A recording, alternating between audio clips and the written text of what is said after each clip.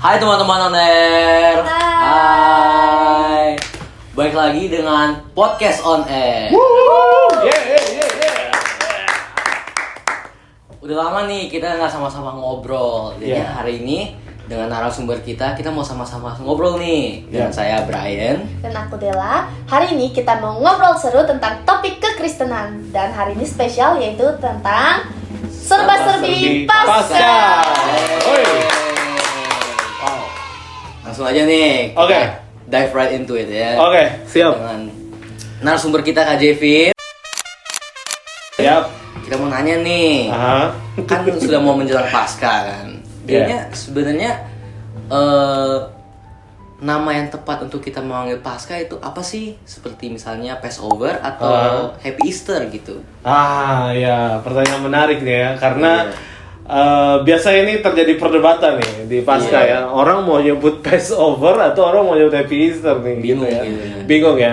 Nah, teman-teman, kalau kita bilang Passover, sebenarnya Passover itu erat kaitannya dengan perjanjian lama.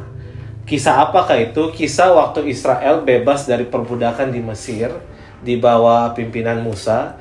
Mereka keluar untuk menuju ke tanah perjanjian. Waktu mereka bebas itu, mereka sebutnya Passover. Nah, kenapa kemudian di Paskah istilah ini keluar? Karena waktu itu Yesus mati di salib, itu tepat di waktu hari raya orang Yahudi, yaitu Paskah.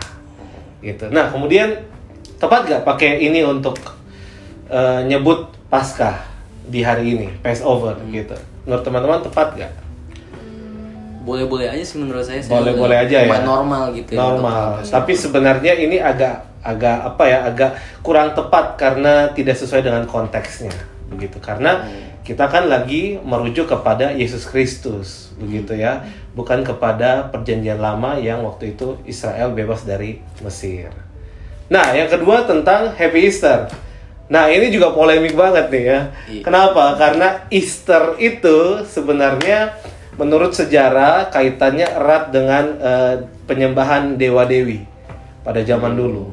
Secara khusus ada satu dewi namanya Dewi Ishtar. Dewi Ishtar ini adalah dewi kesuburan, dewi perang, dewi apalagi seks begitu ya. Pada orang-orang Mesopotamia pada waktu itu. Nah, kemudian oleh Kaisar Konstantin ini diubah menjadi lebih Kristen. Jadi dewa-dewinya itu dihilangin, lebih ditonjolkan kepada Yesus Kristus yang membawa tentang pemulihan, membawa tentang berkat dan sebagainya. Ada juga yang kaitkan ini dengan satu dewi namanya Eostre kalau nggak salah ya. Eostre ini dewi kesuburan juga di musim semi begitu ya. Dan dewi ini sangat erat kaitannya dengan gambaran kelinci dan telur. Nah, ini. Kenapa di hari Paskah banyak sekali kita lihat seperti kelinci, telur ya. Kayaknya aneh ya. Kayaknya di Alkitab nggak ada cerita tentang kelinci, nggak ada cerita tentang telur. Ini budaya. Ini budaya yang kemudian masuk menyerap di dalam orang-orang pada zaman itu, begitu ya. Dan kemudian terus hari ini dilakukan. Kenapa kelinci? Karena kesuburan, begitu ya. Kenapa telur? Karena ini melambangkan hidup baru, begitu ya, kelahiran baru, begitu ya.